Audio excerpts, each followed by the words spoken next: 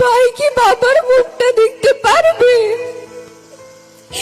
এই স্বাধীন দেশে কি আমাদের বিচার হবে? আমাদের বাবাদের কোথায়? আমাদের বাবাদের কেন গুম করা হয়েছিল? এই ছবিটা ধরে এই 13 বছরে অনেক জায়গায় গিয়েছি এবং অনেক বক্তব্য দিয়েছি, কিন্তু বাবার খোঁজ পাইনি এখনো। বাবার সাথে আমার কোনো স্মৃতি নেই। বাবাকে ছাড়া জীবনটা অসম্পূর্ণ মনে হয়। আমরা আমাদের বাবাকে ফেরত চাই। এই কথাটা অনেকবার বলেছি, কিন্তু আমরা আমাদের বাবাদের ফেরত পাইনি। আমি এই হত্যাকাণ্ডের বিচার চাই। তারেক রহমান আঙ্কেল, আপনার কাছে আমার একটা চাওয়া, আমার বাবার হত্যাকাণ্ডের যাতে বিচার হয়। আমার বাবা চলে গেছে, কিন্তু আমার বাবার রক্তের দাগ এখনো শুকায়নি। বাবাকে নিয়ে হাজারো কথা ছিল, যা বাবাকে বলা হয়নি, সুযোগ পাইনি বাবাকে বলার। বাবাকে যখন কথাগুলো বলবো, বাবা তো তখন থেকেই নাই। কাকে বলবো কথাগুলো? বাবা নামের পর্যায়ে ছায়াটা আমাদের মাথার উপর নাই। আমি আশা করবো তারেক রহমান চাচ্ছু এই সেই পর্যায়ে ছায়াটা হয়ে আমাদের পাশে থাকবে।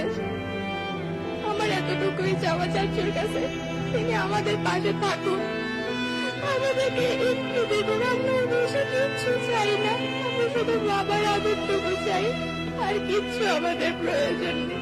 কোন কমিশন যেটা রিপোর্ট, ফাইনাল রিপোর্ট সাবমিট করেছে, সেখানে তারা বলেছে 251 জনকে ধরে নিতেছে, তারা আর কখনো ফেরত আসবে না।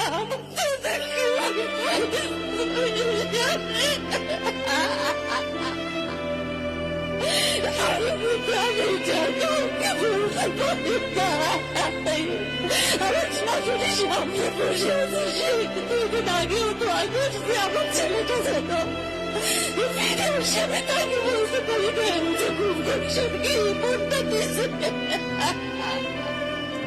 আমাদের মাঝে একজন এসেছেন, আপনারা জানেন, ঢাকার খিলগাঁয়ে নুরুজ্জামান জনি ভাইয়ের সেই বিচারবিহীন হত্যাকাণ্ডের ঘটনা। আমার ভাই 2013 সালের 4 ডিসেম্বর থেকে আমি ওকে খুঁজে খুঁজে রাস্তায়, বিভিন্ন প্রেস কনফারেন্সে, আমরা রাস্তা ছাড়ি নাই।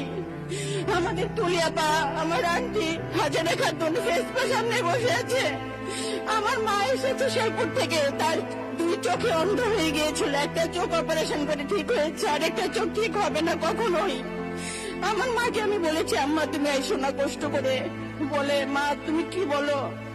আমি আমার আরেক ছেলে তারেক রহমানকে একটু দেখতাম, তুমি আমার না করো না মা। আমি তাকে না করতে পারি নাই। আম্মা, মা, আম্মা দাঁড়াও না মা।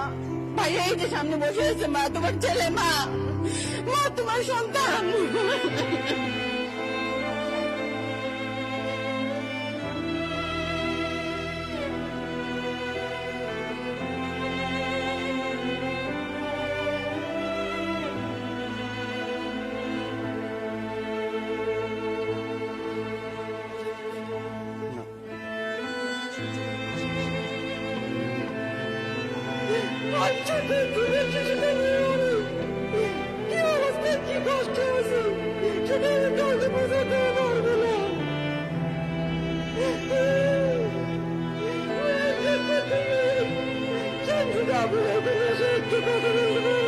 আমার আম্মু জনাব তারেক রহমানকে একটা চিঠি দিয়েছেন, আমি কি আপনাকে সেটা দিতে পারি?